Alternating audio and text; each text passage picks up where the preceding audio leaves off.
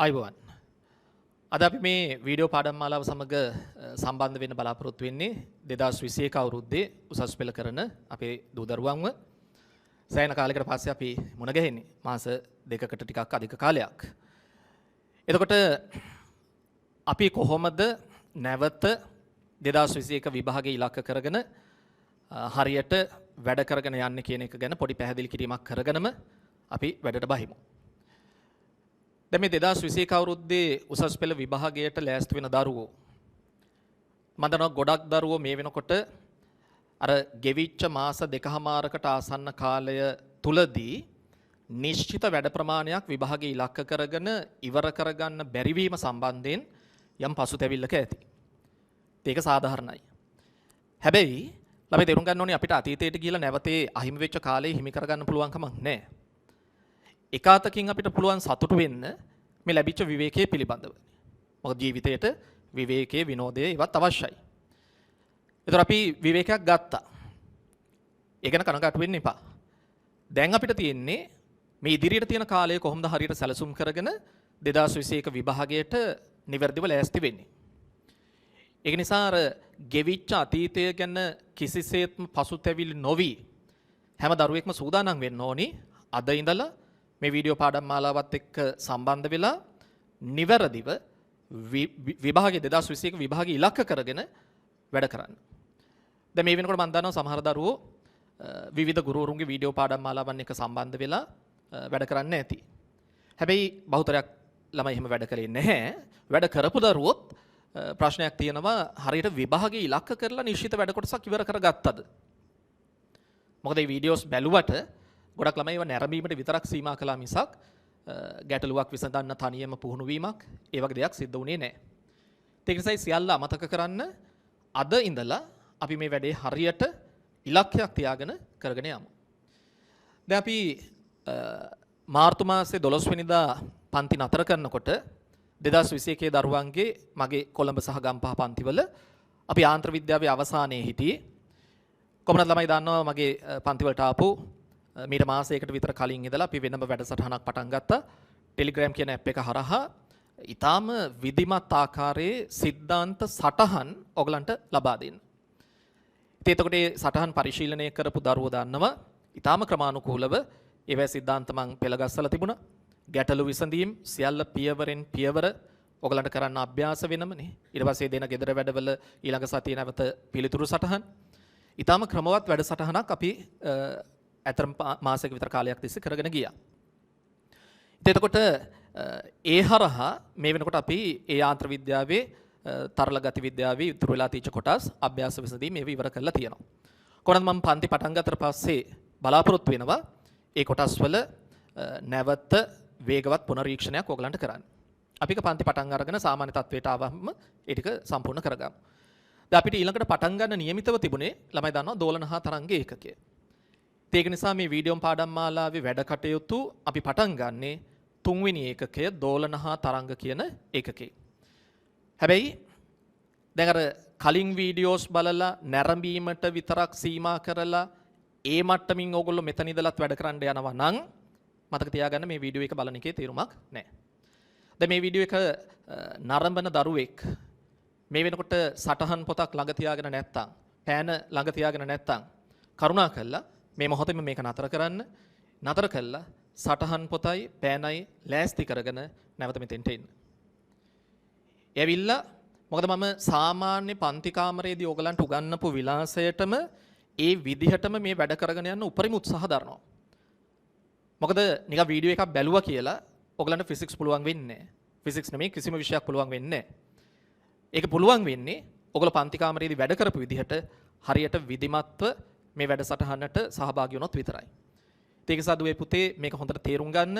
මොකද දැන් මේ ලැබිච්ච විවේකයක් එක්ක පාඩම් වැඩ වලින් දැන් ඉස්කෝලෙත් නැහැ. ඒතර පාඩම් වැඩ වලින් සෑහෙන කාලයක් අයින් වෙලා හිටපු දරුවෙකුට හිතෙන්න පුළුවන් අර උසස් පෙළ විභාගයේ තීච්ච තරංගකාරී ගතිය, ඒකේ තියෙන දුෂ්කර බව ගැන අපි නිතර පන්තිවලදී මතක් කරපු ඒවා දැන් ඒවා අමතක වෙලානේ තියෙන්නේ. ඒ නිසා ළමයෙකුට හිතෙන්න පුළුවන් ඒ ලෙවල් ලේසි වෙයි. දැන් මේ ප්‍රශ්න මැද්දේ සමහර 2021 විභාගයේ කල්යයි පේපර්ස් ලේසි වෙයි. ඒ කිසිවක් සිද්ධ වෙන්නේ නැහැ. 2021 විභාගයේ සාමාන්‍ය විදිහටම තියෙනවා 2021 අගෝස්තු මාසේ ඔයගොල්ලෝ දන්නවා උසස් පෙළ කියන්නේ අතිශය තරඟකාරී විභාගයක්. බෙහෙවින් දුෂ්කර ප්‍රශ්න පත්‍ර ඔයගලන්ට ලැබෙන්නේ. ඒ නිසා නැවත ඒක මතක් කරගන්න. අර විනෝදය විවේකයේ නිසා මේ කරුණු සමහර ළමයින්ට මම දන්නවා අමතක වෙලා ඇති. ඔයගොල්ලෝ උසස් පෙළ පන්ති වලට සහභාගී වුණේ සාමාන්‍ය පෙළින් පස්සේ උසස් පෙළ විද්‍යාගණිත විෂය ධාරාවන් තෝරගන්නකොට ඔයගලන්ට ගොඩක් සිහින තිබුණා. ජීව විද්‍යා විෂය ධාරාව හදාරන දරුවෝ වෛද්‍යවරු වෙන්න බලාගෙන පන්ති ආවේ. ගණිත අංශයෙන් වැඩ කරගෙන යන දරුවෝ ඉංජිනේරුවරු වෙන්න බලාගෙන පන්ති ආවේ. දැන් මේ සිහින වලින් මිදෙන්න ඔයගලන්ට පුළුවන් කමක් නැහැ. අපිට පොඩි පසුබෑමක් ඇති වුණා. ඒක ළමයි දන්නවා මුළු ලෝකෙටම සිද්ධ වෙච්ච දෙයක්. හැබැයි ඒක අමතක කරලා මෙතනින් එහාට ක්‍රමවත්ව වැඩසටහනක් හදාගෙන ඔයගලන්ගේ ඉලක්කය කළා ළඟා වෙන්න අපි උපරිම උත්සාහ කරමු. ඒක නිසා අර ඔයගොල්ලෝ ගත කරපු විවේක කාලය දැන් ඉවරයි. අදින් ඒක ඉවරයි. අපිත් එක්ක වැඩ කරන්න ලෑස්ති වෙන්න. හැබැයි නිශ්චිත විදිහට ඉලක්කයක් තියාගෙන. එහෙම නැත්නම් ඇත්තටම මේ වැඩත් එක්ක සම්බන්ධ වෙන එකේ තේරුමක් නැහැ. අනික සමහර දරුවෝ දැන් පන්ති පටන් ගත්තට පස්සේ නැවත මේ කොටස් පන්ති වලින් අපිට කරගන්න පුළුවන් කියන විකල්පය හිතේ තියාගෙන නම් මේ වීඩියෝස් නරඹන්නේ. මේක නරඹන එකේ තේරුමක් නැහැ. ඔයගොල්ලෝ මේ වෙලාවේ මේ වැඩේට සම්බන්ධ විය යුත්තේ 2021 උසස් පෙළ විභාගයේ ජයග්‍රහණය කරන්න ඔයගලන්ට තියෙන එකම අවස්ථාව මේකයි කියලා හිතාගෙන. ඒස ළමයි අවංකව වැඩ කරන්න. මම පන්ති වල නිතරම කියනවනේ නේ. බොරු කළොත් රැවටෙන්නේ ඔයගොල්ලෝ. අපි නෙමෙයි. ඒස අවංකව වැඩ කරන්න මේ වෙලාවේ මේක තමයි ඔයගලන්ට විභාගයේ ජයග්‍රහණය කරන්න තියෙන එකම අවස්ථාව කියලා හිතාගන්න. එහෙම හිතාගෙන තමයි ඔයගොල්ලෝ මේ වැඩෙත් එක්ක සම්බන්ධ විය යුත්තේ. හරි. එමනම් අපි දෝලනහා තරංග කියන එකකින් වැඩ පටන් ගන්නෙ. අනිත් එක තමයි මම අර Telegram app එක හරහා ළමයින්ට ලබා දීපේ විධිමත් සටහන් නතර කරන්නේ නැහැ. දෝලනහා තරංග පාඩම සම්බන්ධයෙන්ුත් ඔයගලන්ට ඒ සටහන් සම්පූර්ණයෙන්ම ලැබෙනවා. ඒ වගේම තමයි දැන් මේ වීඩියෝ පාඩම් මාලාවේ වැඩ කරගෙන යනකොට අපි බලාපොරොත්තු වෙනවා ඒ පන්ති දවසට කලින් දවසේ ඔයගලන්ට ඒ පන්ති දවසට નિયમિત කොටසට අදාළ නිබන්ධනයක් PDF එකක් හැටියට කලින් දවසේ අප්ලෝඩ් කරලා තියන්න. ඉතින් එතකොට පහසුකම් තියෙන ළමයි හැම දරුවකට මේ පහසුකම් නැති බව මම දන්නවා. හැබැයි පුළුවන්කමක් තියෙන දරුවෝ කලින් දවසේදී ඒ අපි ලබා දෙන ඒ ඊට පස්සේ දවසට තියෙන පාඩමට අදාළ නිබන්ධනයේ මුද්‍රිත පිටපතක් පුළුවන්කමක් තියෙන දරුවෝ ලබා ගන්න. ඉතින් එතකොට අර වීඩියෝ එකේදී නැවත නැවත ඔයගලන්ට ඥානක් එහෙම හදන අවස්ථාවකදී ටියුට් එකට ගිහිල්ලා එන්න ඕනේ නැහැ. මොකද මුද්‍රිත සටහනක් තියෙනවා නම් ඔයගලන්ට ලේසි. ඉතින් මේ පහසුකම් නැති දරුවෝ කනගාටු වෙන්න ඕනේ නැහැ. ඔයගලන්ට පුළුවන් දැන් ගානක් හදන්න කියලා මම කිව්වහම සාමාන්‍ය පන්තියේදී අපි කළා වගේ. එතකොට ළමයින්ට පුළුවන් අදාළ ටියුට් එකට ගිහිල්ලා අභ්‍යාස වලට ගිහිල්ලා ඒ ගැටළු අංකය කියවලා මම කියනවා කිසියම් කාලයක් තුළ මේක ඉවර කරන්න කියලා. ඒ කාල සීමාව අරගෙන තනියම ගැටලුව උත්සාහ කළා. ඊට පස්සේ නැවත වීඩියෝ එකට ඇවිල්ලා ඒ ගැටලුව මම කොහොමද විස්තර කරන්න කියන එක ඔයගොල්ලෝ තේරුම් ගත යුතුයි. ඒක නිසා අපි පුළුවන් තරම් උත්සාහ කරමු සාමාන්‍ය පන්තිවලදී අපි වැඩ කරගෙන ගිය ආකාරයටම මේ වීඩියෝ පාඩම් මාලාවත් එක්ක වැඩ කරගෙන යන්න. එබනම් විවේකය ඉවරයි. දැන් තියෙන්නේ වැඩ කරන්න. හැබැයි අවංකව හරියට ඉලක්කයක් තියාගෙන. එමනම් ළමයි අපි දෝලනහා තරංග ඒකකය පටන් ගමු. ලියන්න හැමෝම පාඩමේ නම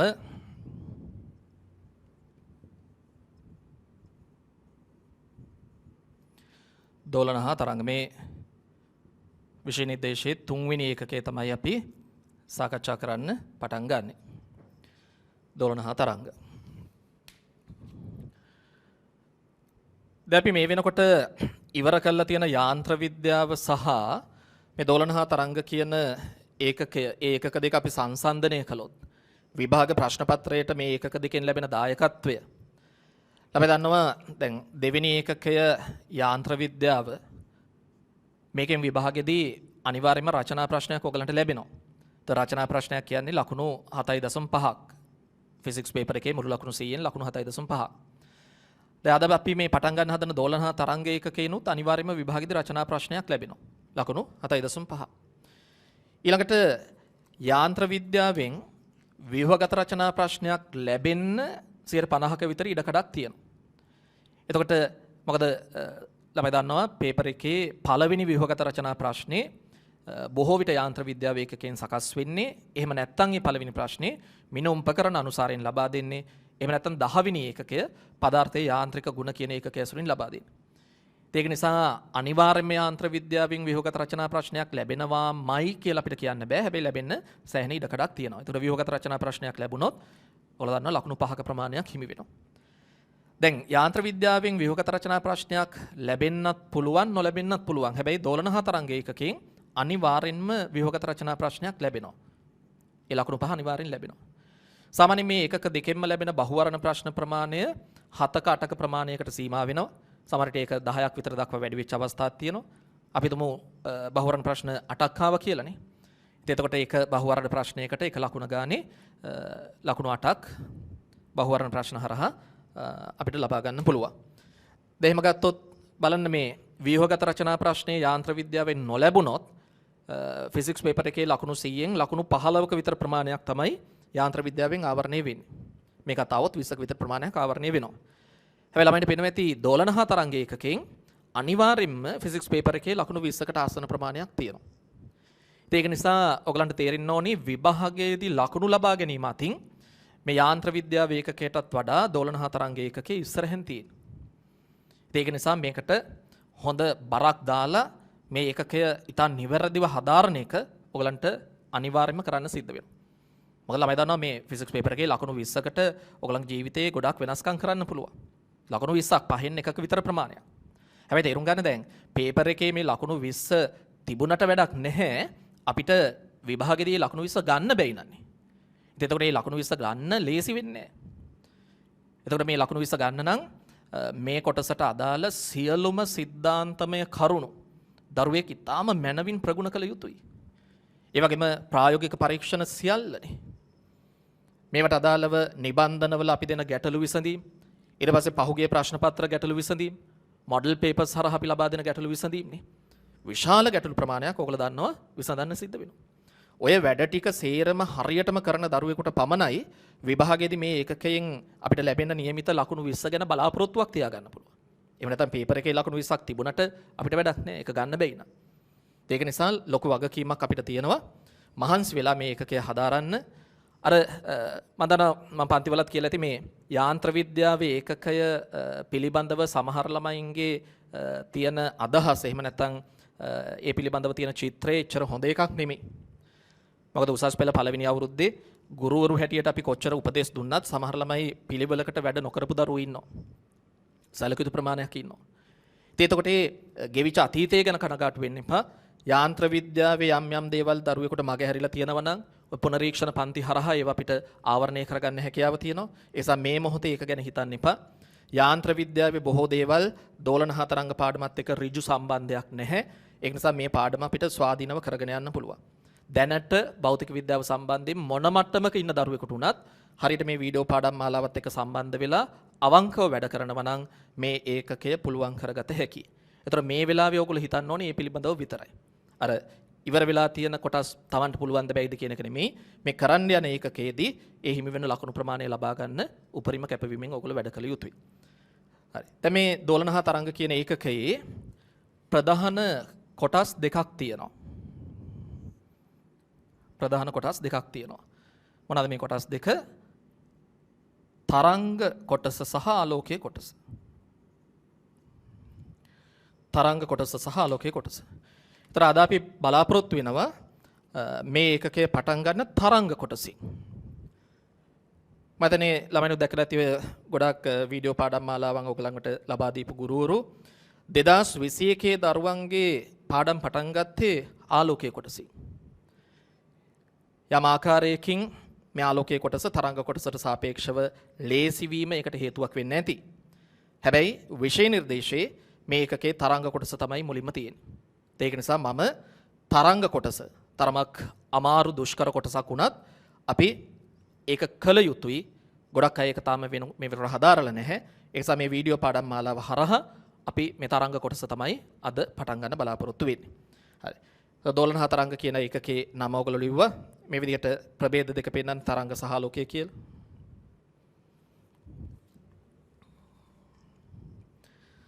ප්‍රධාන මාතෘකාවක් විදිහට ලියන්න තරංග කියලා. අනිවාර්යයෙන්ම සටහන් ලියලා පන්තියේදී අපි වැඩ කරපු විදිහට මේ වීඩියෝ පාඩම් මාලාවෙදිත් වැඩ කරගෙන යා යුතුයි. එහෙම නැත්නම් ඇත්තටම ඔයගලන්ට මේවෙන් ප්‍රයෝජනයක් ලබා ගන්න බැරි වෙයි. ලියන්න ප්‍රධාන මාතෘකාව තරංග.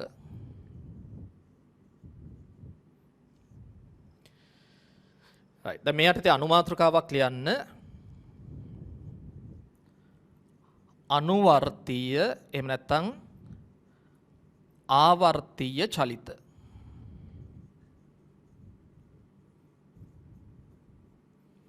අනුවර්තීය එහෙම නැත්නම් ආවර්තීය චලිත. අපේ ප්‍රධාන මාතෘකාව තමයි තරංග. අනුමාතෘකාව අනුවර්තීය නැත්නම් ආවර්තීය චලිත. right. අපි බලමු මොකක්ද මේ අනුවර්තීය එහෙම නැත්නම් ආවර්තීය චලිතයක් කියලා කියන්නේ. හරිම සරල අදහසක්.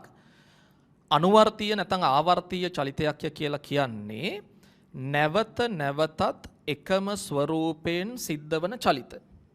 පුනරාවර්තනය වන රිපීට් වෙන චලිත අපි කියනවා අනුවර්තීය චලිත කියලා. දැන් සරල උදාහරණයක් ගන්න. ඔරලෝසු බට්ටෙක්. දැන් සරල වළම්බයක්. අපි දන්නවා මේක පැත්තකට ඇදලා අතහැරියාම මෙයා දෝලණය වෙනවනේ. එකම විදිහේ චලිතයක් නැවත නැවත සිද්ධ වෙනවා. එවනට අපි හිතමු මේ වගේ වීදුරු භාජනයක්. අපි මේකේ වීදුරු බෝලයක් මේ වගේ තැනක තියලා නිදහස් කරනවා. මේක සිද්ධ කරන චලිතය මතක් කරගන්නේ. නැවත නැවතත් එකම ස්වරූපයෙන් එයා චලනය වෙනවා. එයාගේ චලිතය පුනරාවර්තනය වෙනවා. එහෙම නැත්නම් හිතන්න වතුරේ පාවෙන වස්තුවක්. මේක අපි ටිකක් ඇතුළට තෙරපලා අතෑරියාම මෙයා සිද්ධ කරන චලිතය මතක් කරගන්න. ඒතර අපි දන්නවා නැවත නැවතත් එකම ස්වරූපයෙන් සිද්ධ වන චලිතයක් එතන තියෙනවා. ඉතින් මෙන්න මේ විදිහේ නැවත නැවතත් එකම ස්වරූපයෙන් සිද්ධ වන චලිතවලට අපි කියනවා අනුවර්තීය හෙවත් ආවර්තීය චලිත කියලා. දැන් ඔයගලන්ට ලබා දීලා තියෙන නිබන්ධනයේ මේවා රූප සටහන් ඒ සියල්ල තියෙනවා. ඉතින් අපි වෙලාව ඉතුරු කරගන්න ඒ රූප සටහන් නේ මදින්න අවශ්‍ය නැහැ. හැබැයි අවශ්‍ය සටහන් මන් දෙනවා. එතකොට ඒ සටහන් ඔයගොල්ලෝ මාත් එක්ක ලියාගත යුතුයි. ඒතර අපි අනුවර්තීය නැත්නම් ආවර්තීය චලිත කියලා අනුමාතෘකාවක් ලිව්වා. ලියන්නේ යටතේ. යටතේ ලියන්න.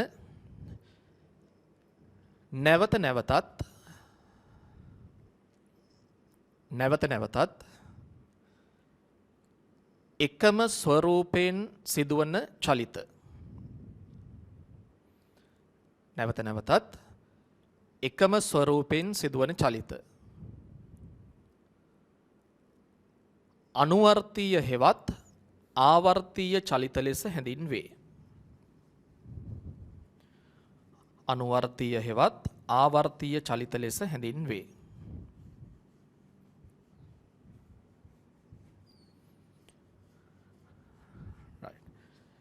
යන ඊළඟ මාතෘකාව සරල අනුවර්තීය චලිතය.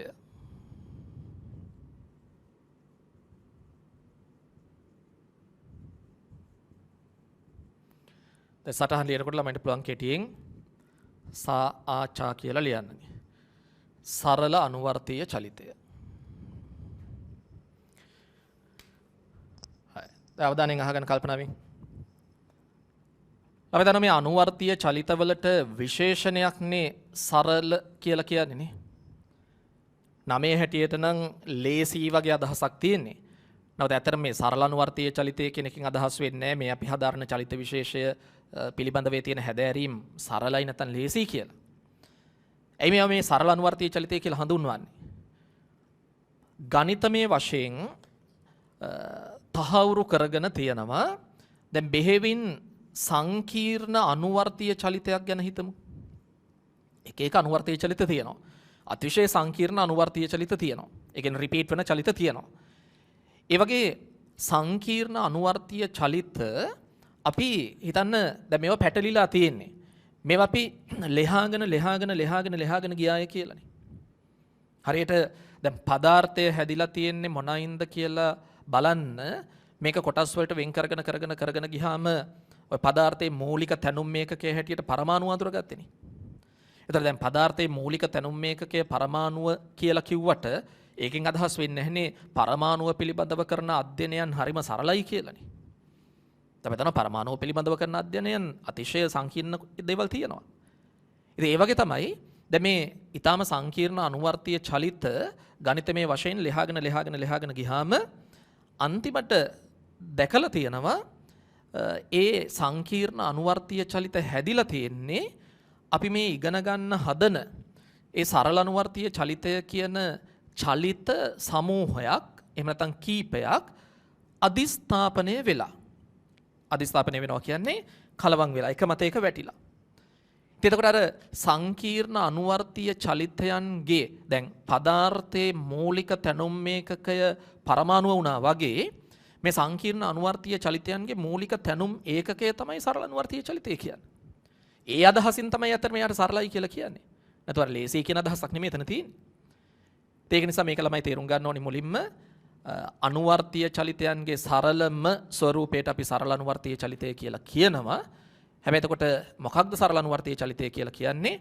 මේ අනුවර්තීය චලිතයන් නිර්මාණය කරන්න සංකීර්ණ අනුවර්තීය චලිතයන් නිර්මාණය කරන්න ඒ දායක වෙලා තියෙන මූලික අනුවර්තීය චලිත විශේෂය. ඒ නිසා තමයි යට සරල අනුවර්තීය චලිතය කියලා කියන්නේ. right. ඒතර අපේ මාතෘකාව උනේ සරල අනුවර්තීය චලිතය. ලියන්නේ යටතේ පොඩි සටහනක්. අනුවර්තීය චලිතයන්ගේ මොකක්ද ලියන්නේ? ඒකට අවධානයෙන් ලියන්න. අනුවර්තීය චලිතයන්ගේ සරලම ස්වරූපය. අනුවර්තීය චලිතයන්ගේ සරලම ස්වරූපය සරල අනුවර්තීය චලිතය ලෙස හැඳින්වේ. අනුවර්තීය චලිතයන්ගේ සරලම ස්වරූපය සරල අනුවර්තීය චලිතය ලෙස හැඳින්වේ.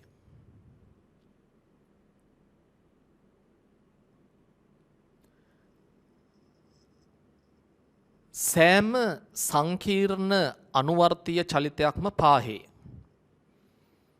සෑම සංකීර්ණ අනුවර්තීය චලිතයක්ම පාහේ නිර්මාණය වී ඇත්තේ ගොඩනැගිලා තියෙන්නේ නිර්මාණය වී ඇත්තේ සරල අනුවර්තීය චලිත කිහිපයක් සරල අනුවර්තීය චලිත කිහිපයක් අදිස්ථාපනය වීමෙන් එක මතයක වැටිලා කලවම් වෙලා අදිස්ථාපනය වීමෙන් බව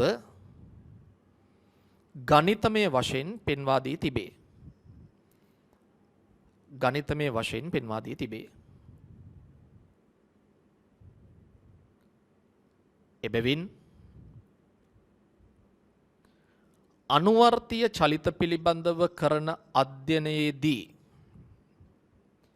එබැවින් අනුවර්තීය චලිත පිළිබඳව කරන අධ්‍යයනයේදී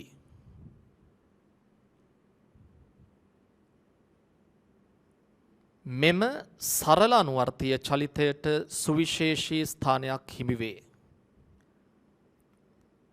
අනුවර්තීය චලිත පිළිබඳව කරන අධ්‍යයනයේදී මෙම සරල අනුවර්තීය චලිතයට සුවිශේෂී ස්ථානයක් හිමි වේ. දැන් වේගෙන් ලියන සටහන්.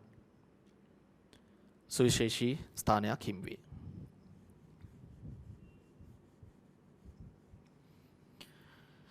right. ළමයි දැන් අපි බලමු මේ සරල අනුවර්තීය චලිතයට අනන්‍ය වෙච්ච එයාට විතරක් අයිති වෙච්ච මොනවාද තියෙන ගති ලක්ෂණ කියලා. ටික ටික අපි මේ ලක්ෂණ ගොඩනගා ගමු. මුලින්ම දැන් මේ සරල අනුවර්තීය චලිතයේ දෙන වස්තුවක් අධ්‍යයනය කළොත් නිතරම අපිට දකින්න ලැබෙනවා මෙයා මේ කිසියම් ලක්ෂයක් දෙපසට දෝලණය වෙමින් තියෙනවා, චලනය වෙමින් තියෙනවා. කිසියම් ලක්ෂයක් දෙපසට. අන්න ඒ කිසියම් ලක්ෂයට අපි කියනවා මෙයාගේ කම්පන කේන්ද්‍රය. කම්පන කේන්ද්‍රය කියනවා, දෝලන කේන්ද්‍රය කියනවා, සමතුලිතතා පිහිටීම කියනවා. මේ වගේ යෙදුම් කීපයකින්ම මේ ස්ථානය හඳුන්වනවා. අපි කම්පන කේන්ද්‍රය කියලා ගමුකෝ. එවනම් සරල අනුවර්තීය චලිතයේ දෙන කෙනෙක් වස්තුවක් නිතරම මේ කම්පන කේන්ද්‍රය කියලා හඳුන්වන ලක්ෂයක් දෙපසට චලනය වෙමින් පවතිනවා. ඊළඟට ඒ සරල අනුවර්තීය චලිතයේ දෙන වස්තුව මත වස්තුව හරිය අපි අංශුව කියලා කියමු. අංශුව මත හැමතිස්සෙම මේ කම්පන කේන්ද්‍රය දෙසට යොමු වෙච්ච ත්වරණයක් තියෙනවා. ත්වරණයක්. කොහෙද ත්වරණය තියෙන්නේ? කම්පන කේන්ද්‍රය දෙසට. ඒතර දැන් මෙයා මෙතන ඉන්නව නම් මේ ත්වරණයේ තියෙන අර කම්පන කේන්ද්‍රයේ දෙසට. දැන් මේ වගේ පැත්තක හිටියා කියලා හිතන්න. මෙතන හිටියා කියලා හිතන්න. එතකොට එතන හිටියොත් කම්පන කේන්ද්‍රය තියෙන්නේ මෙතනනේ. එමනම් යාගේ ත්වරණය තියෙන්නේ මේ පැත්තට කම්පන කේන්ද්‍රයේ දෙසට. එම කම්පන කේන්ද්‍රයේ දෙසට යොමු වෙච්ච ත්වරණයක් තියෙනවා. ඒ විතරක් නෙමෙයි ඔය කම්පන කේන්ද්‍රයේ දෙසට තියෙන ත්වරණය මේ කම්පන කේන්ද්‍රයේ ඉඳලා එයා ඉන්න ස්ථානයට තියෙන විස්ථාපනයට හරියටම අනුලෝමව සමානුපාතික වෙනවා. ද කම්පන කේන්ද්‍රයේ ඉඳලා මෙයා ඉන්න ස්ථානයට තියෙන විස්ථාපනය. අපි ඒක x කියලා ගමු. මේ වැරද්දායිශක ස්වභාවයේ ඉස්මතු වෙන විදිහට මම ඊතල ගහලා තියෙන්නේ. හොඳට මතක තියාගන්න දැන් මේ විස්ථාපනය කියන එක මනින්නේ ළමයි නිතරම කම්පන කේන්ද්‍රයේ ඉඳලා එයා දැනට ඉන්න තැනට. එතකොට මෙතනින් පටන් අරන් මෙතෙන්ට එනකොට ඊතලයේ තියෙන මේ පැත්තටනේ. දැන් මෙයා මේ ස්ථානයේ හිටියොත් එතකොට එයාගේ විස්ථාපනය මෙන්නේ එහෙමනම් මේ පැත්තටනේ. මේ පැත්තට. කම්පන කේන්ද්‍රයේ ඉඳලා එයා දැනට ඉන්න ස්ථානයට තමයි විස්ථාපනය මනින්නේ. එතකොට සරල අනුවර්තයේ චලිතයේ දෙන වස්තුවක් මත සෑම විටම කම්පන කේන්ද්‍රයේ දෙසට ත්වරණයක් තියෙනවා. ඒ ත්වරණය කම්පන කේන්ද්‍රයේ ඉඳලා එයා සිද්ධ කළ තියෙන විස්ථාපනයට අනුලෝමව සමානුපාතික වෙනවා. ඒ සමානුපාතිකයි x. ළමයි මෙන්න මේ ලක්ෂණයට අපි කියනවා සරල අනුවර්තීය චලිතයේ ලාක්ෂණික ගුණය. ඔයාලා දන්නවා ලාක්ෂණිකයි කියන ආවේනිකයි කියන එක. ඒ කියන්නේ ඒ හැකියාව නැත්නම් ඒ ලක්ෂණේ තියෙන යාට විතරයි වෙන අයට නෑ. ඒතර මේක තමයි සරල අනුවර්තීය චලිතයේ ලාක්ෂණික ගුණය. මොකක්ද? නිකම්ම ත්වරණය විස්ථාපනයට සමානුපාතික වීම කියලා මතක තියාගන්න එපා. මම නිතරම කියන දෙයක් තමයි ළමයින්ට හරිය දේවල් හරියටම තේරුම් ගන්න. දැන් ලේසි අපිට ත්වරණයේ විස්ථාපනයට සමානුපාතිකයි කියලා මතක තියාගන්න එක. එහෙම නෙමෙයි. මොකද්ද මේ? කම්පන කේන්ද්‍රයේ දෙසට ඇති ත්වරණය. ඒතර මේ මොකක්ද? නිකම් විස්ථාපනය නෙමෙයි. කොහේ ඉඳලා මනින විස්ථාපනයේද? කම්පන කේන්ද්‍රයේ සිට මනිනු ලබන විස්ථාපනය. එහෙනම් මොකද්ද සරල අනුවර්තීය චලිතයේ තියෙන ලාක්ෂණික ගුණය? කම්පන කේන්ද්‍රය දෙසට ඇති ත්වරණය කම්පන කේන්ද්‍රයේ සිට මනිනු ලබන විස්ථාපනයට අනුලෝමව සමානුපාතික වීම. මේකට අපි කියනවා සරල අනුවර්තීය චලිතයේ ලාක්ෂණික ගුණය කියලා. අමාරු දේවල් නෙමෙයි. උවමනාවෙන් අහන් ඉන්න දරුවෙකුට හරියට එකපාර මතකේ රඳව ගන්න පුළුවන්. එහෙම මතකේ රඳව ගැනීම උවමනාවකින් තමයි ඔයගොල්ලෝ මේ පාඩමත් එක්ක සම්බන්ධ විය යුත්තේ. නැත්නම් මේක නිකන් නරඹලා ඉවර කළ වැඩක් නෑ.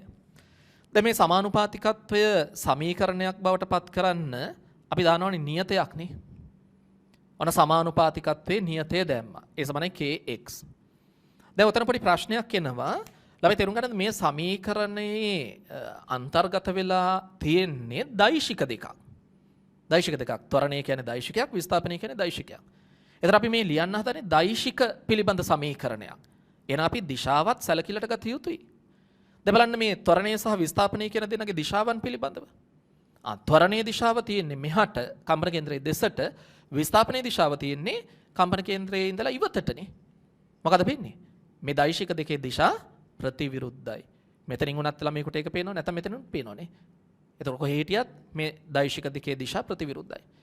එතකොට ප්‍රතිවිරුද්ධ දිශාවලට තියෙන දෛශික දෙකක් අපිට එකම දිශාවකට ගන්න ඕන නම් ළමයි දන්නවා එක්කෙනෙක්ගේ දිශාව ප්‍රතිවිරුද්ධ කරන්න එපා. එක්ක මෙයාගේ දිශාව ප්‍රතිවිරුද්ධ කරන්න ඕනේ. නැත්නම් මෙයාගේ දිශාව ප්‍රතිවිරුද්ධ කරන්න ඕනේ. ඉතින් දෛශිකයක දිශාව ප්‍රතිවිරුද්ධ වීම ඒ දෛශිකයේ ඍණ ලකුණකින් ගුණ කිරීමෙන් සිද්ධ වෙනවා කියන එක ඔයගොල්ලෝ මේ වෙනකොට දන්නවා. ඉතින් එහෙනම් අපි a සහ x කියන දෙන්නගේ දෛශික ස්වරූපයේ සැලකිල්ලට ගත්තොත් මේ සමීකරණයේ එක පැත්තකට අපිට ඍණ ලකුණක් දාන්න සිද්ධ වෙන බව තේරුම් ගන්න. ඍණ ලකුණ දාන්නේ කොහටද කියන එක ප්‍රශ්නයක් නෑ. නමුත් අර සාම්ප්‍රදායික විදිහට මිනිස්සු පුරුදු වෙලා තියෙන මේ පැත්තට ඍණ ලකුණ දාන්න. ඒකට ඒ සමානයි ඍණ kx. මෙන්න මේ සමීකරණයට අපි කියනවා ළමයි සරල අනුවර්තීය චලිතයේ ලාක්ෂණික සමීකරණය කියලා. මේ මොකක්ද? ලාක්ෂණික ගුණය. මේක මොකක්ද? සරල අනුවර්තීය චලිතයේ ලාක්ෂණික සමීකරණය. හොඳට මතක තියාගන්න. හරි සරලයි. ළමයි දන්නවා මම සාමාන්‍යයෙන් කොටු කරන්නේ කටපාඩමින් මතක තියෙන ඕනේ ප්‍රතිඵල. එතකොට මේ තියෙන්නේ සරල අනුවර්තීය චලිතයේ ලාක්ෂණික සමීකරණය. එතකොට දැන් කිසියම් වස්තුවක් හිතන්න අපිට ගැටලුවකදී කිසියම් වස්තුවක් සරල අනුවර්තීය චලිතයක යෙදෙනවාය කියලා ඔප්පු කරන්න තිබුණා කියලා. මොකක් හරි වස්තුවක් සරල අනුවර්තීය චලිතයක යෙදෙන බව ඔප්පු කරන්න කියලා කියනවා. කොහොමද අපි ඔප්පු කරන්නේ? අපි සාමාන්‍යයෙන් කරන දේ තමයි ඒ වස්තුවේ චලිතය මෙන්න මේ විදිහේ සමීකරණයකට අනුකූලයි කියලා ඔප්පු කර ගැනීම. මොකද මේ වස්තුවේ චලිතය මේ විදිහේ සමීකරණයකට අනුකූලයි කියලා ඔප්පු කරගන්න අපි සමත් වුණොත් අපිට බය නැතුව කිසිම සැකයකින් තොරව නිගමනය කරන්න පුළුවන් ඒ වස්තුව අනිවාර්යයෙන්ම සරල අනුවර්තීය චලිතයක යෙදিলা තියෙනවා. ඇයි? මේක තමයි සරල අනුවර්තීය චලිතයේ යෙදෙන කෙනෙකුට විතරක් එයාට විතරක් අයිති වෙච්ච සමීකරණය. ආවේනික සමීකරණය. ඒක නිසා කිසියම් වස්තුවක චලිතය මේ විදිහේ සමීකරණයකට අනුකූලව සිද්ධ වෙනවා කියලා ඔප්පු කරන්න අපි සමත් වුණොත් එහෙනම් අපිට කියන්න පුළුවන් ඒ වස්තුව සරල අනුවර්තීය චලිතයක යෙදෙනවාය කියලා. right. මේ විදිහේ පොඩි රූප සටහනක් අඳගන්න. රූප ඇඳීමේදී වේගය ගැන සැලකිලිමත් වෙන්න, ඉක්මනට සටහන් කරගන්න.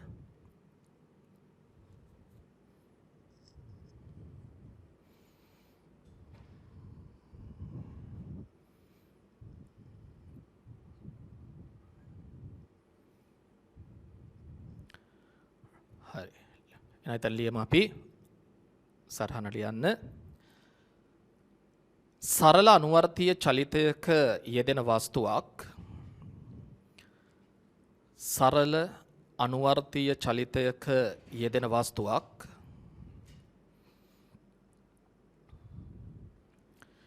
සෑම විටම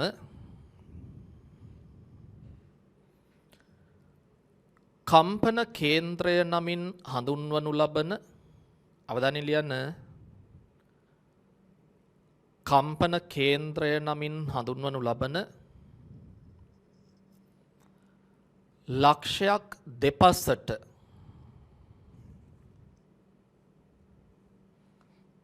ලක්ෂයක් දෙපසට චලනය වෙමින් පවතී. චලනය වෙමින් පවතී. අලුත් පිළිකෙල ලියන්න. සරල අනුවර්තීය චලිතයේ යෙදෙන වස්තුව මත සරල අනුවර්තීය චලිතයේ යෙදෙන වස්තුව මත සෑම විටම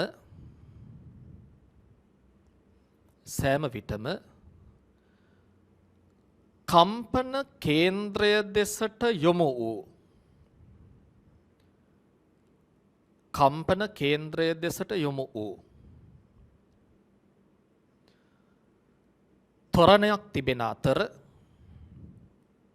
ත්වරණයක් තිබෙන අතර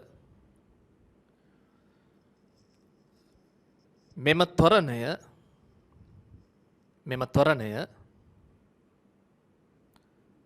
කමා වස්තුව කම්පන කේන්ද්‍රයේ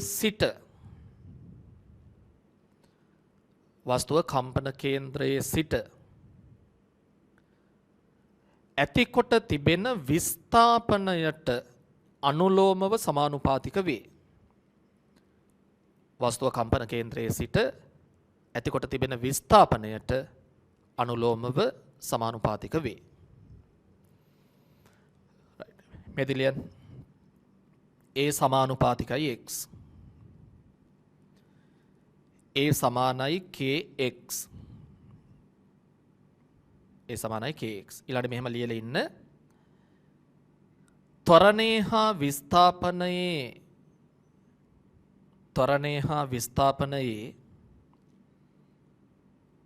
දිශා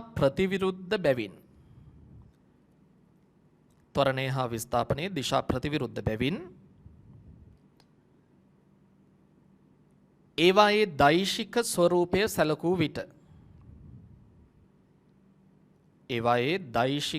ස්වරූපය සැලකූ විට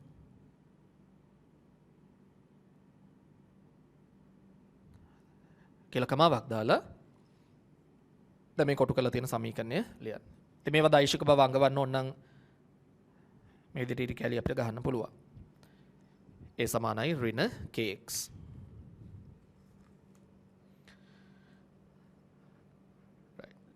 ලියන්න එතන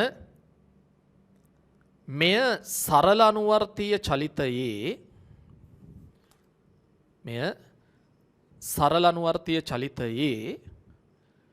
ලාක්ෂණික සමීකරණය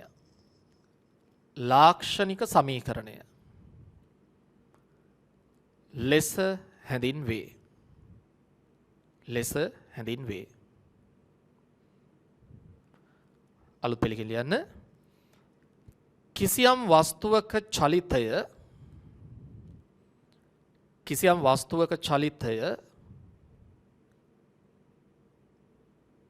මෙබඳු සමීකරණයකට අනුකූලව සිදුවන්නේ නම් ඒ සමානයි ඍණ kx කියන සමීකරණේ. කිසියම් වස්තුවක චලිතය මෙබඳු සමීකරණයකට අනුකූලව සිදුවන්නේ නම්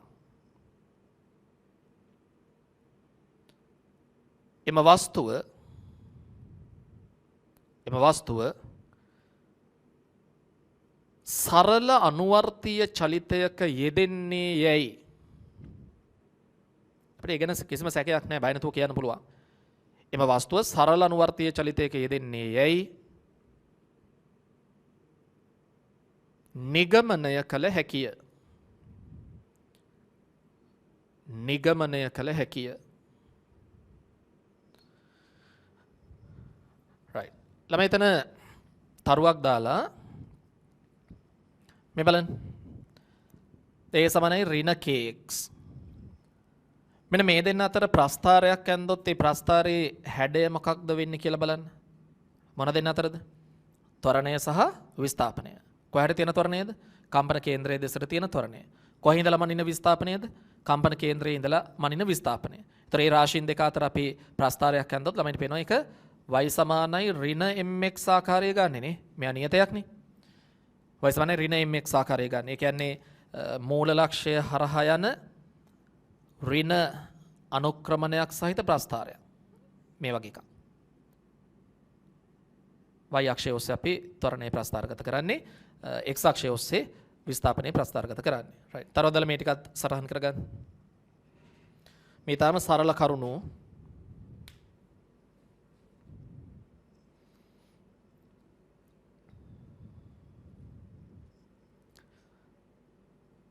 සරල අනුවර්තයේ චලිතයේ කොටසේ විශාල ප්‍රමාණයක් ප්‍රස්ථාර තියෙන ඕගලන්ට ඉගෙන ගන්න.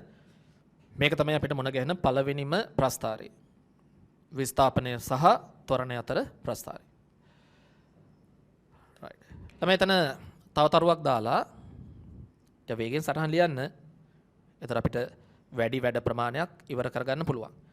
හැබැයි හොඳට මතක තියාගන්න අපේ ඉලක්කය මේ වෙලාවේ අපේ ඉලක්කය මේ උපරිම වැඩ ප්‍රමාණයක් ඉවර කරගන්නවා කියන එකටත් වඩා ඒ දවස තුල කරන ටික හරියට කරන එක.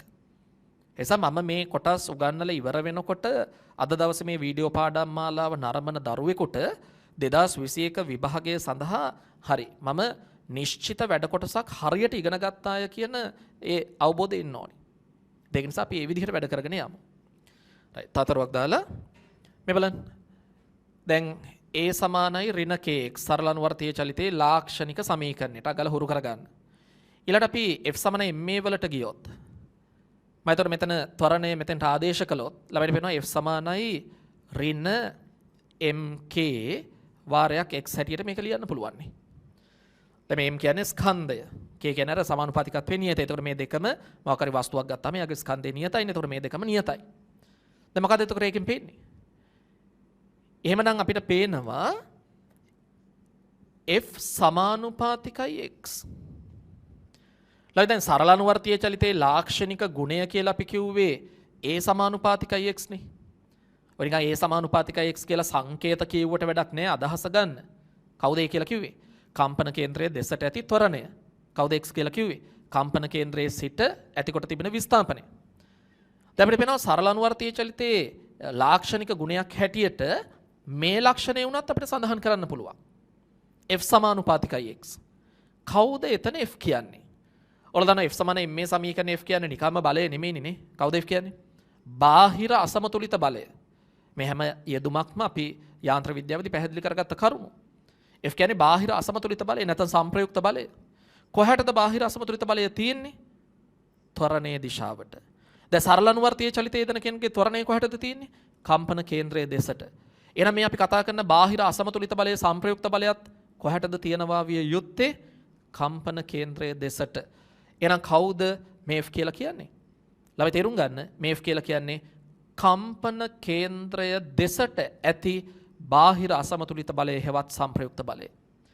ඒ කම්පන කේන්ද්‍රයේ දෙසට ඇති සංප්‍රයුක්ත බලය විස්ථාපනයට අනුලෝමව සමානුපාතික වීම, කම්පන කේන්ද්‍රයේ සිට ඇතිකොට තිබෙන විස්ථාපනයට අනුලෝමව සමානුපාතික වීමත් සරල අනුවර්තයේ චලිතයේ ලාක්ෂණික නැත්නම් ආවේනික ගුණයක් විදියට අපිට සලකන්න පුළුවන්.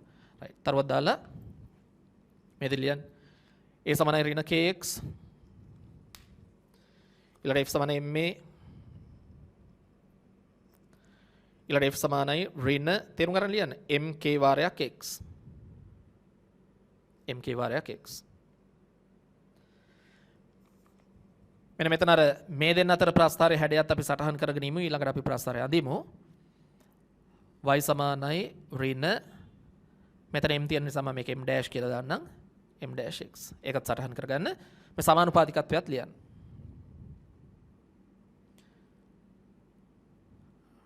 right ලියන්න ඊතර මෙහෙම මින් පෙනී යන්නේ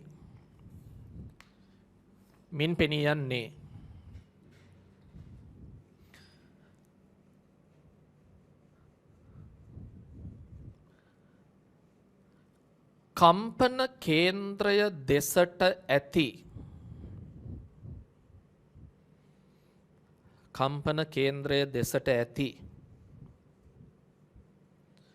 සංප්‍රයුක්ත බලය කම්පන කේන්ද්‍රයේ දෙසට ඇති සංප්‍රයුක්ත බලය වරහන් ඇතුලේ කැපිටල් F වරහන් වල කමා කම්පන කේන්ද්‍රයේ සිට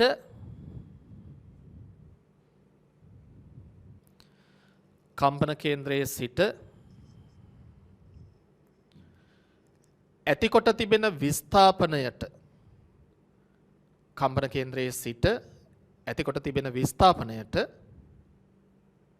තේරුම් ගන්න ලියන්න අනුලෝමව සමානුපාතික වීමද සරල අනුවර්තීය චලිතයේ ආචා කියලා ලියන්න කෙටියෙන් සරල අනුවර්තීය චලිතයේ ලාක්ෂණික ගුණයක් බවයි right එතකොට මේ දෙන අතර ප්‍රස්ථාරයේ හැඩයත් අඳින්න ළමයි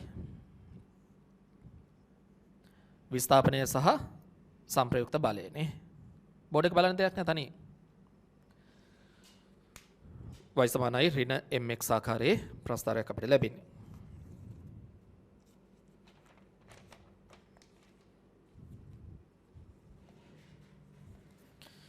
හරි ඊළඟට තව තරුවක් දාලා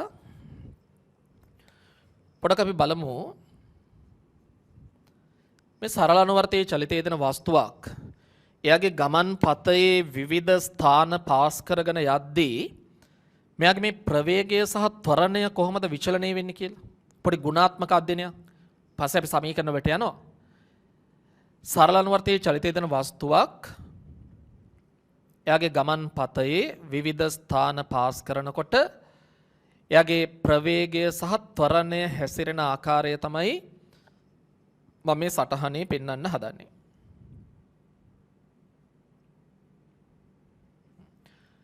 දැන් මේ තියෙන්නේ කම්පන කේන්ද්‍රය කියලා ගන්න. ළමයි දැන් මේ විස්තර කිරීම මට ඕනම තැනකින් පටන් ගන්න පුළුවන්. කම්පන කේන්ද්‍රයෙන් පටන් ගන්න පුළුවන්. නැත්නම් මේ වගේ කෙලවරකින් පටන් ගන්න පුළුවන්. නැත්නම් අතරමැද කිසියම් සාධාරණ තැනකින් පටන් ගන්න පුළුවන්. ඕනම තැනකින් පටන් ගන්න පුළුවන්. මම දැන් ළමයෙකුට වටහා ගන්න ලේසි වෙයි. මම මේ විස්තර කිරීම කෙලවරකින් පටන් ගන්නවා. මුලින්ම තේරුම් ගන්න දැන් සරල අනුවර්තීය චලිතයේ යෙදෙන කෙනෙක් මේ කෙලවරට ආවහම එයාගේ ප්‍රවේග බිඳුවයි. අවධානයෙන් අහගන්න ඔලුවට ගන්න. සරල අනුවර්තීය චලිතයේ යෙදෙන කෙනෙක් එයාගේ ගමන් පතේ කෙලවරකට ආවහම ප්‍රවේග බිඳුවයි. ඒකත් මම කියන නිසා පිළිගන්න ඕනේ. දැන් ඔය අවලම්බ බට්ටෙක් වගේ දෙයක් හිතන්නනේ. තාම ඔයගොල්ලෝ දන්නේ මේ අවලම්බ බට්ටෙක් සරල අනුවර්තීය චලිතයක් සිද්ධ කරනවාද කියන කාරණය. අපි ඉදිරියේදී ඒව ඔප්පු කිරීම කරනවා. ඉතින් එතකොට දැන් අවලම්බ බට්ටෙක් මෙහෙම දෝලණය වෙද්දී මේ කෙලවරට ගියාම පොඩක ටික ටික වේගය අඩු වෙලා කෙලවරට ගිහලා අපහු එයා හැරිලෙන ආකාරය මතක් කරගන්න. ඉතින් එතකොට ළමයෙකුට තේරෙන්න ඕනි මේ කෙලවරේදී මෙයා ක්ෂණික නිශ්චලතාවයකට ඒ කියන්නේ දිගටම පවතින එකක් නෙමෙයි මොහොතකට නතර වෙනවා. නතර වෙනවා කියන්නේ ප්‍රවේග බිඳුව වෙනවා. ඉතින් අපි මේ විදිහට එහෙනම් මේ කතාව ගොඩනගන්න පටන් ගමු. ඕන දැන් සරල අනුවර්තීය චලිතයේ දෙන වස්තුව එයාගේ ගමන් පතේ කෙලවරකට ආවා. දැන් අපිට තේරෙනවා එතකොට මෙයාගේ මේ මොහොතේ ප්‍රවේග බිඳුවයි. හැබැයි දැන් අර A සමානුපාතිකයි x කියන ලක්ෂණයට අනුව මොකක්ද ත්වරණය සම්බන්ධයෙන් අපිට පේන්නේ. ළමයි දැන් මෙයා මේ කෙලවරට ආවහම කම්පන කේන්ද්‍රයේ ඉඳලා ඈතටම ගිහිල්ලා විස්ථාපනයේ උපරිමයි. එහෙනම් අර කම්පන කේන්ද්‍රයේ දෙසට තියෙන ත්වරණය මේ මොහොතේ උපරිම බව තේරුම් ගන්න. මන් ත්වරණය තමයි මේ රතු පාටින් ඊතල දෙකක් දාලා පෙන්눔 කරන්නේ. එහෙනම් සරල අනුවර්තීය චලිතය දෙන කෙනා තමන්ගේ ගමන් පතේ කෙලවරක ඉන්නකොට එයාගේ ප්‍රවේගය බිඳුවයි හැබැයි කම්පන කේන්ද්‍රයේ දෙසට තියෙන ත්වරණය උපරිමයි. හරිම සරල කරුණු. දැන් හරියට දැන් මේ තියෙන්නේ මේ අර නිශ්චලතාවයෙන් වස්තුවක් චලිතයක් පටන් ගන්නවනේ. දැන් ත්වරණය කියන්නේ මොකක්ද? ප්‍රවේගයේ වෙනස් වීමේ ශීඝ්‍රතාව. ත්වරණයක් තියෙනවා නම් ළමයි දන්නවා ඒ ත්වරණය තියෙන දිශාවට ප්‍රවේගය වැඩි වෙන්න ඕනේ. හරි එහෙනම් නිශ්චලතාවයෙන් පටන් ගත්ත මේ සරල අනුවර්තීය චලිතයේ දෙන කෙනා මෙහාට එන්න එයාගේ ප්‍රවේගය වැඩි වෙන බව තේරුම් ගන්න. එයා මෙහාට එන්න ප්‍රවේගය වැඩි වෙනවා. හැබැයි දැන් ප්‍රවේගය වැඩි කර ගනිමින් මෙයා මේ කොහටද කිට්ටු කරන්නේ? කම්පන කේන්ද්‍රයේ දෙසට. එතකොට මොකද වෙන්නේ? කම්පන කේන්ද්‍රයේ ඉඳලා තියෙන විස්ථාපනය අඩු වෙනවා. එතකොට කම්පන කේන්ද්‍රයේ දෙසට තියෙන ත්වරණයේ විශාලත්වය අඩු වෙනවා. එහෙනම් ත්වරණයේ විශාලත්වය ඔන්න ටික ටික අඩු වෙනවා. මම ඊතලවල සයිස් එක පොඩි කරලා ඒ තත්ත්වය තමයි පෙන්වන්නේ කියලා හිතන්න. ත්වරණයේ විශාලත්වය ටික ටික අඩු වෙනවා. ඔතනදී සමහර ළමයින්ට එක පාට ඔලුවට එනවා මේ අමන්දනයක්. මන්දනයක් කියන්නේ ත්වරණ අඩුවීමකටද? මන්දනයක් කියන්නේ ත්වරණ අඩුවීමකටද? නෑ මන්දනයක් කියන්නේ ප්‍රවේග අඩුවීමක්. ළමයි මේ ත්වරණ අඩුවීම කියන එක මන්දනයක් කියලා වැරදිට තේරුම් ගන්න එපා. මේක 10ක ත්වරණයක් නම් මේක 5ක ත්වරණයක්. හැබැයි 5 කියන්නේ ත්වරණයක්. මේක 2ක ත්වරණයක්. 2 කියන්නේ ත්වරණයක්.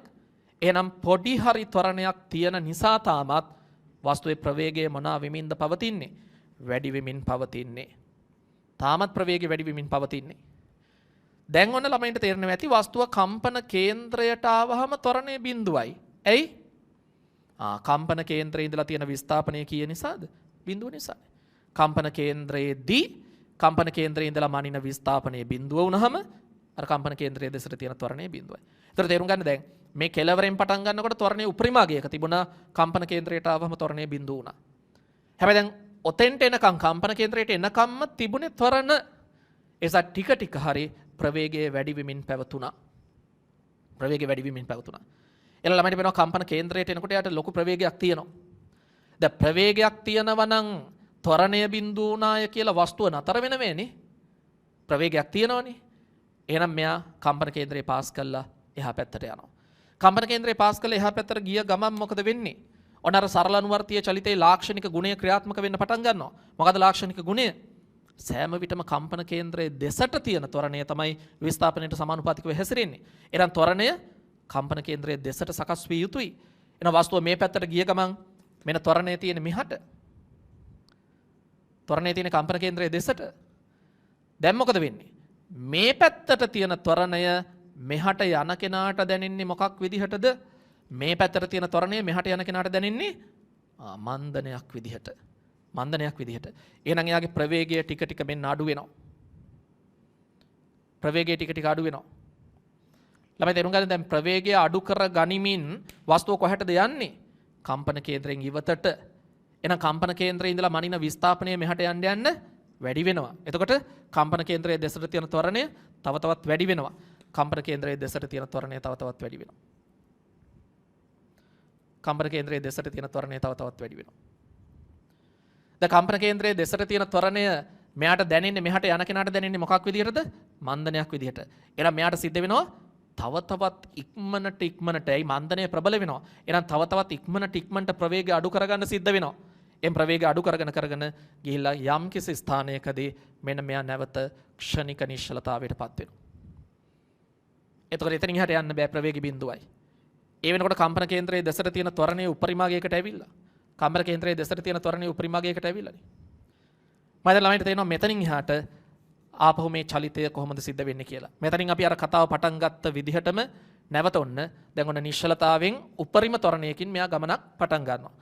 එතකොට මේ පතේ දිගේම තමයි යා චලනය වෙන්නේ. මම අර රූපය පැහැදිලිව තියාගන්න මෙහෙම යටින් අඳින්නම්.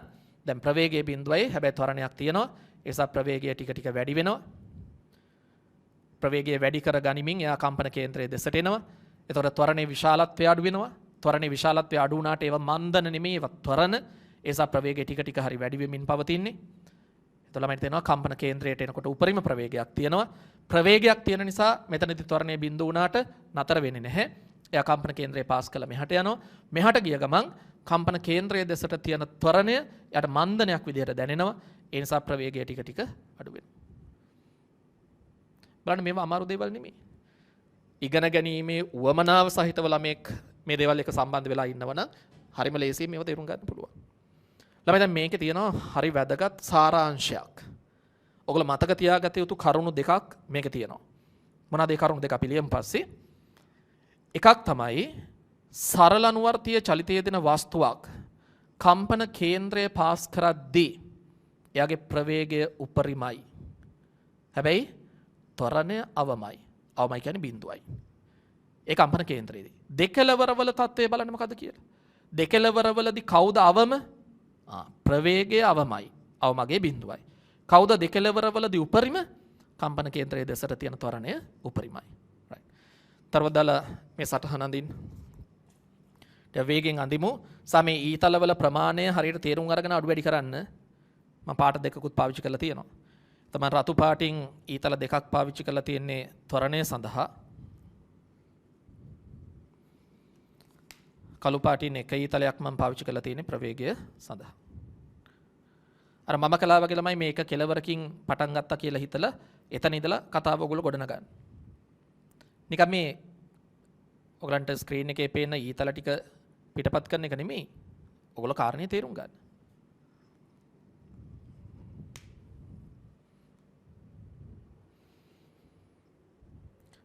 කිසිම දරුවෙක් පන්ති පටන් ගත්තට පස්සෙත් අපිට මේ කරුණු ඉගෙන ගන්න අවස්ථාවක් ලැබෙනවා කියලා හිතාගෙන මේ වැඩේ කරන්න එපා.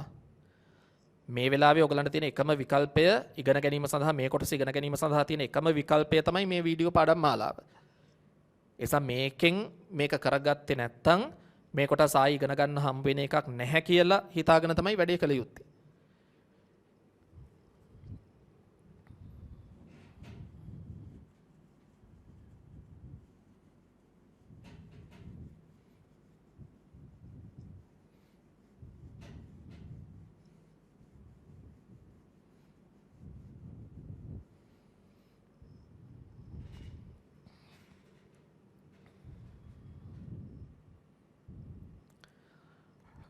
ටියුට් එකෙත් මේවා තියෙනවා. ඒක නිසා අපි ලියන්න ඕනේ.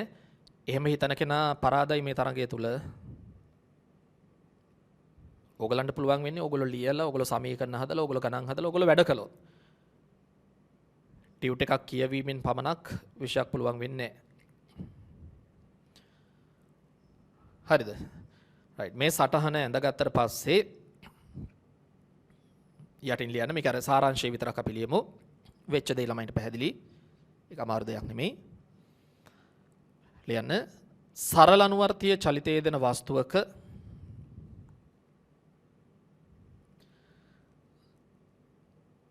සරල අනුවර්තීය චලිතයේ යෙදෙන වස්තුවක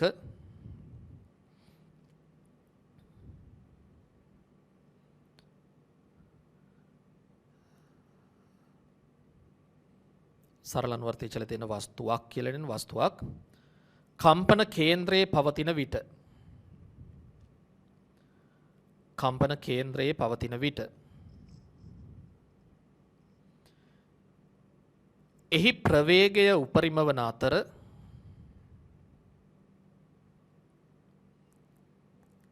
එහි ප්‍රවේගය උපරිම වන අතර ත්වරණය ශුන්‍ය වේ. තේරුම් ගන්න ලියන්න. ප්‍රවේගය උපරිම වන අතර ත්වරණය ශුන්‍ය වේ. දෙකෙලවරවලදී කෙලවරවල් දෙකේදී දෙකෙලවරවලදී ප්‍රවේගය ශුන්‍ය වන අතර හරිද බලන්න ප්‍රවේගය ශුන්‍ය වන අතර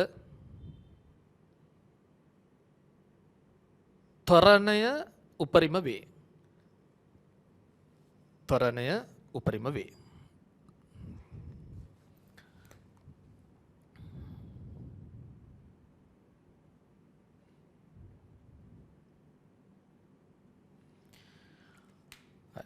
මෙතරම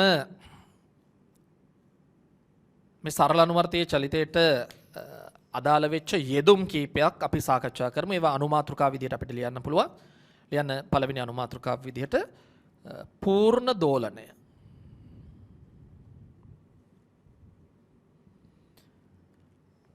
ළමයි සරල අනුවර්තයේ චලිතයේ දෙන වස්තුවක මේ බලන්න මොකක්ද පූර්ණ දෝලනයක් කියලා කියන්නේ. හරි සරල අදහසක්. දැන් කම්පන කේන්ද්‍රයෙන් අපි කතාව පටන් ගත්ත කියලා හිතමු. දැන් ඔන්න මෙතනින් පටන් අරන් මේ කෙළවරට ගිහිල්ලා ආයි කම්පන කේන්ද්‍රය පාස් කළා අනිත් කෙළවරට ගිහිල්ලා ආයි කම්පන කේන්ද්‍රයට ආවහම දැන් ඔයගොල්ලෝ අපිට ඔය චලිතයනේ රිපීට් වෙන්නේ නේ. හරියට අර එක වටයක් වගේ. දැන් මෙහෙම මෙතනින් පටන් අරන් මෙහෙම ගියා මෙහෙම මෙතෙන්ට ආවා. දැන් එක වටයක්. ඒක තමයි රිපීට් වෙන්නේ. ඉතින් අන්නේ එක වටයක් වගේ තියෙන චලිත කොටසට තමයි අපි කියන්නේ පූර්ණ දෝලනයක් කියලා. හැබැයි දැන් පූර්ණ දෝලනයක් විග්‍රහ කරන්න ළමයි තේරුම් ගන්න මේ කම්පන කේන්ද්‍රයෙන්ම ගමන පටන් ගන්න ඕනේ. ඕනම් මෙතනින් පටන් අරගෙන කෙනෙකුට පූර්ණ දෝලනය විග්‍රහ කරන්න පුළුවන්. ඕනම් තව කෙනෙකුට මෙතනින් ගමන පටන් අරන් පුළුවන් නේ. නිකන් අතන මෙතනින් පටන් ගත්තොත් මොකද පූර්ණ දෝලනයක් කියන්නේ? මෙහෙම ගිහිල්ලා ආයි මෙතෙන්ට ආවනේ. ඒක තමයි රිපීට් වෙන්නේ. එහෙම නැත්නම් මේ වගේ කිසියම් සාධාරණ තැනකින් ඕනම් පටන් ගන්නත් පුළුවන්. දැන් මේ වගේ තැනකින් පටන් ගත්ත කියලා හිතන්න. අපි මෙහාට යන්නේ කියලානේ. මෙහෙම ගිහිල්ලා මෙතන පාස් කරගෙන ඊළඟට මේ කෙළවරට ගිහිල්ලා ආයි මෙතෙන්ට එනවා. එතකොට අපි කියනවා පූර්ණ දෝලනයක්. තේමනම් අපි අර වඩා සාධාරණ වශයෙන් පූර්ණ දෝලනයක් විග්‍රහ කරනකොට අපිට පුළුවන් මෙහෙම කියන්න. කිසියම් ස්ථානයක් මම මේ සාධාරණ තැනක් ගත්තේ. කිසියම් ස්ථානයක් පසු කර යන අංශුව නැවත ප්‍රථම වතාවට එම ස්ථානය හරහා එම ප්‍රවේගයෙන් මුල් දිශාවටම දැන් බලන්න මෙයා මෙතන පාස් කළා මෙහෙම ගියා කියලා හිතන්න. ඊට පස්සේ ආපහු මෙහෙම ගිහිල්ලා යා මෙතෙන්ට එනවා. ඒ එනකොට යා අර කලින් ප්‍රවේගයම තමයි. හැබැයි දිශාව අනිත් පැත්තටනේ. ඒතර අපි මෙතනින් ගිය කෙනා මෙතනින් පටන් අරගත්ත කෙනා මෙහෙම ගිහිල්ලා මෙතෙන්ට ආවහම පූර්ණ දෝලනයක් කියන්නේ නෑනේ.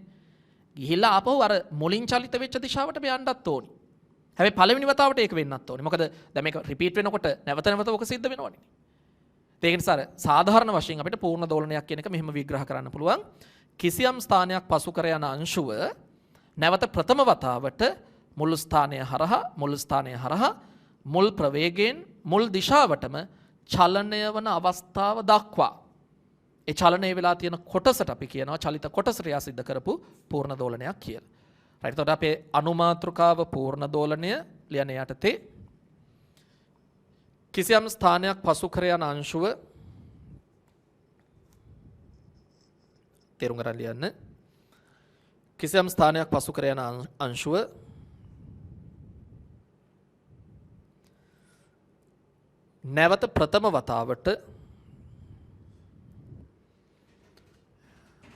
නැවත ප්‍රථම වතාවට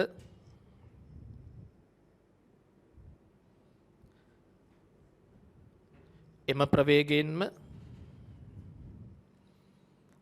එම දිශාවටම එම ස්ථානය හරහා නැවත ප්‍රථම වතාවට එම ප්‍රවේගයෙන්ම එම දිශාවටම එම ස්ථානය හරහා චලනය වන මොහොත දක්වා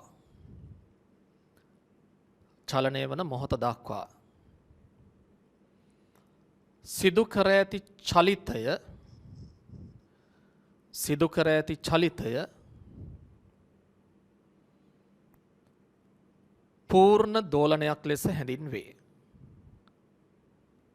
පූර්ණ දෝලනයක් ලෙස හැඳින්වේ. right. ළමයි ඊළඟ අනුමාත්‍රකාව ලියන්න ආවර්ත කාලය. සංකේතය කැපිටල් T. දැන් මේ ආවර්ත කාලය වගේ දුම් ළමයින්ට මතකනේ යාන්ත්‍ර විද්‍යාවේ භ්‍රමණ චලිතයේ කොටසදී අපි ඉගෙන ගත්තා. මොකද දැන් භ්‍රමණ චලිතයේදී ආවර්ත කාලයක් කියලා කියන්නේ කැරකෙන වස්තුවකට එක වටයක් කැරකෙන්න ගතවන කාලය. දැන් මේ තරංග පාඩමේදී සරල අනුවර්තීය චලිතයේදී මොකද ආවර්ත කාලයක් කියලා කියන්නේ? හරිම සරලයි. එක් පූර්ණ දෝලනයක් සඳහා ගතවන කාලය. දැන් භ්‍රමණ චලිතයේදී එක වටයකට මෙතන වටයක් වගේ තියෙන ළමයි දෝලනනේ. එතකොට ආවර්ත කාලය කියලා කියන්නේ එක පූර්ණ දෝලනයක් සඳහා ගතවන කාලය. right. ලියන ආවර්ත කාලය යටතේ එක් පූර්ණ දෝලනයක් සඳහා එක් පූර්ණ දෝලනයක් සඳහා ගතවන කාලය ආවර්ත කාලයයි. එක් පූර්ණ දෝලනයක් සඳහා ගතවන කාලය ආවර්ත කාලයයි. ඊළඟ අනුමාතෘකාව සංඛ්‍යාතය. Simple F. අපිට මතක කරගන්න භ්‍රමණ චලිතයේදී මොකද්ද සංඛ්‍යාතය කිව්වේ? කැරකෙන වස්තුවක සංඛ්‍යාතය කිව්වේ. තත්පරයකට කැරකෙන වට ගාන. දැන් මෙතන වට වෙනුවට මොනවද තියෙන්නේ? දෝලන. එහෙනම් මොකද්ද සංඛ්‍යාතය කියලා කියන්නේ? තත්පරයකදී සිදු කරන දෝලන සංඛ්‍යාව. පූර්ණ දෝලන සංඛ්‍යාව කියන්න ඕනේ නැහැ. මොකද දැන් හිතන්න කෙනෙක් තත්පරයකදී දෝලන 5ක් සිද්ධ කළා. ළම එතකොට අපි කියනවා යාගේ සංඛ්‍යාතය 5යි. කෙනෙක් තත්පරයකදී දෝලන 10 මාරක් 10.5ක් සිද්ධ කළා. එතකොට පූර්ණ ගානක්ම වෙන්න ඕනේ නැහැ. එතකොට තත්පරයකදී යා දෝලන 10.5ක් සිද්ධ කළොත් අපි කියනවා යාගේ සංඛ්‍යාතය 10.5යි. ඒක නිසා සංඛ්‍යාතය කියන්නේ තත්පරයකදී සිදු කරන දෝලන සංඛ්‍යාව. යන්නේ යටතේ තත්පරයකදී සිදු කරන දෝලන සංඛ්‍යාව තත්පරයකදී සිදු කරන දෝලන සංඛ්‍යාව සංඛ්‍යාතයයි. සංඛ්‍යාතයයි. මම විශ්වාස කරනවා හැම දරුවෙකුටම මතක ඇති භ්‍රමණ චලිතයේදී ඔයගොල්ලෝ ඉගෙන ගත්ත මේ සංඛ්‍යාතය සහ ආවර්ත කාලයේ අතර තියෙන සරල සම්බන්ධය. මොකක්ද සම්බන්ධය? සංඛ්‍යාතය සමානයි ආවර්ත කාලයේ පරස්පරයනේ. මේවා අපි ඔප්පු කිරීම සහිතව දෝලන මේ භ්‍රමණ චලිතයේ කොටසේදී සාකච්ඡා කළා. ඒක නිසා දැන් දෝලන හතරංග පාඩමේදී අපි මේ ප්‍රතිඵල ලියනවා. එකපාර ලියනවා. සංඛ්‍යාතය කියලා කියන්නේ ආවර්ත කාලයේ පරස්පරය. ත්‍රාවර්ත කාලය මනින්නේ කාලයේ තත්පර වලින් සංඛ්‍යාතය S ඍණ එක තත්පරයට. මේ තත්පරයට කියන ඒකකයට තමයි මොනවා කියලා කියන්නේද අපි? හර්ට්ස් කියලා කියන්නේ. සංඛ්‍යාත ඒකකය හර්ට්ස්. ඒතර සංඛ්‍යාතය සහ ආවර්ත කාලය අතර මේ සම්බන්ධය සටහන් කරගන්න. ඒකක දාගන්න. මේක ඔයගොල්ලෝ දන්න ප්‍රතිඵලයක්. right. ඊළඟ අනුමාතෘකාව විස්තරය. ඇම්ප්ලිටියුඩ් කියන නිසා අපි ඒ කියන සංකේතය පාවිච්චි කරන්නේ විස්තරය. Capital A. right. බලන්න රූපේ. ළමයි සරල අනුවර්තයේ චලිතය යෙදෙන කෙනෙක් මේ කම්පන කේන්ද්‍රයේ ඉඳලා සිද්ධ කළ තියෙන උපරිම විස්ථාපනයට අපි කියනවා විස්තරය කියලා. කම්පන කේන්ද්‍රයේ ඉඳලා එයා සිද්ධ කළ තියෙන උපරිම විස්ථාපනය. මෙතන ඒක තමයි විස්තරය කියලා කියන්නේ. දැන් උපරිම විස්ථාපනය කිව්වත් එකයි නැත්නම් මෙහෙම කියන්නත් පුළුවන්. කම්පන කේන්ද්‍රයේ ඉඳලා ප්‍රවේගය ශුන්‍ය වන ස්ථානය දක්වා සිද්ධ කළ තියෙන විස්ථාපනය. එහෙම කිව්වත් හරි. right. ලියන විස්තරය යටතේ කම්පන කේන්ද්‍රයේ සිට